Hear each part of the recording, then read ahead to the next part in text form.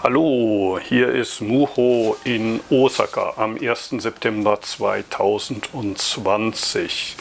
Tagsüber gibt es hier immer noch Temperaturen weit über 30 Grad im Schatten. Insofern ist es ein bisschen schade, dass ich nicht wie geplant in Deutschland und in der Schweiz sein kann dieses Jahr, wo es bestimmt um diese Zeit schon ein bisschen herbstlicher ist als in Japan, obwohl man schon langsam das Herannahen des Herbstes ein bisschen spürt, so am frühen Morgen, wenn die Temperaturen noch unter 30 Grad sind.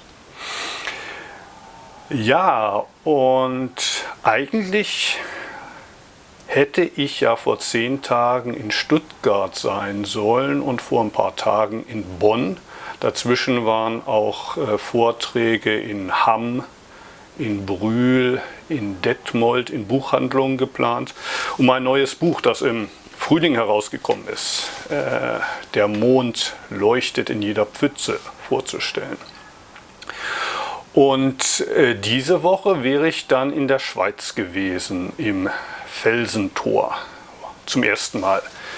Da waren Session geplant und die meisten dieser Veranstaltungen sind jetzt um ein Jahr auf 2021 verschoben worden. Und ich hatte mir gedacht, dass ich sozusagen als Ersatz mal wieder was auf Deutsch mache. Ich habe ja vor inzwischen 2 Monaten ein Interview mit Brad Warner gemacht, das war auf Englisch, und danach eins mit dem Thorsten Hesan Schäffer oder 2 gleich per Zoom. Und ich hatte dem Patrick, dem Leiter des Dojos in Bonn, vorgeschlagen, dass wir doch das Gleiche machen könnten. Und darauf antwortete er, ja, also auf so ein philosophisches Geschwurbel von 1,5 bis 2 Stunden hätte er keine Lust, beziehungsweise da ist er nicht so der Typ. Und bei den Zoom-Treffen, die wir ja auch schon gemacht haben, also so Anfang mit der Corona-Zeit, ne, im Mai, auch ein bisschen schwierig. Also der Patrick sagte, das hat so ein bisschen Event-Charakter, aber es ist schwierig für die einzelnen Teilnehmer, sich da einzubringen. Und er verwies mich dann auf die Videos, die es bei YouTube zu sehen gibt vom Sonoma Zen Center, in einem Zen Center, das vom Jack-Sho Kwong in Kalifornien gegründet wurde.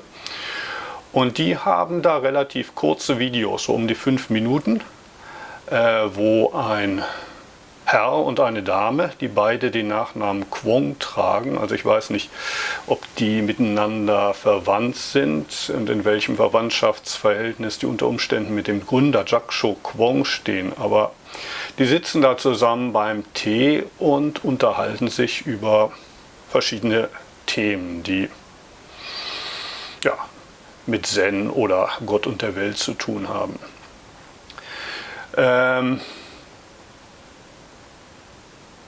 Das Schöne an diesen Videos ist ja zum einen, dass sie so kurz sind.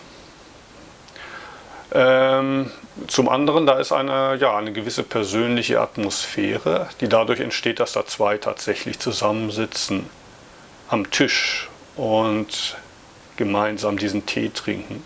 Das geht natürlich so bei Zoom nicht. Insofern habe ich mich entschieden, mich einfach einmal allein hier hinzusetzen, in Osaka in die Küche.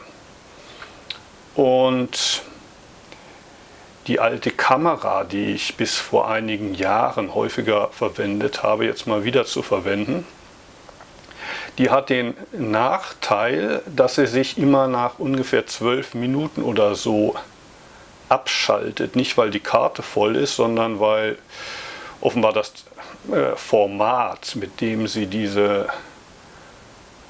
Videos verarbeitet, nicht mehr als eben 12 Minuten verdaut, zumindest in der Qualität, mit der ich die Videos hier aufnehme.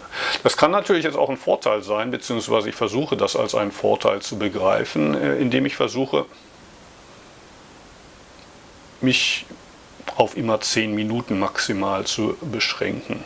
und dafür vielleicht häufiger was hochlade, also vielleicht die nächsten Tage über täglich. Was mir so gerade in den Kopf geht, beziehungsweise es gibt ja glücklicherweise auch immer noch überraschend viele Menschen, die mich über PayPal unterstützen, die mir mein Leben hier und das wenige, was ich die letzten 6 Monate so gemacht habe, ermöglichen durch ihre Spenden per PayPal. Den schicke ich in der Regel dann immer eine Mail raus.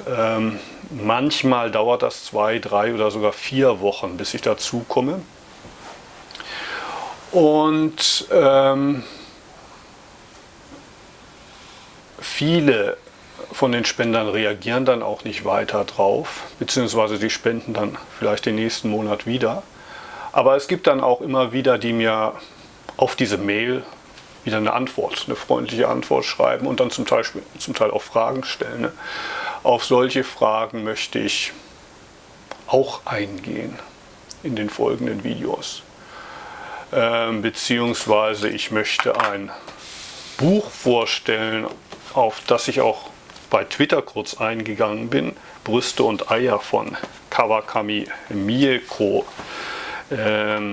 Einer Autorin, der ich persönlich noch nicht begegnet bin, aber die genauso wie ich den japanischen Philosophen Nagai Hitoshi sehr wertschätzt und von dem beeinflusst wurde.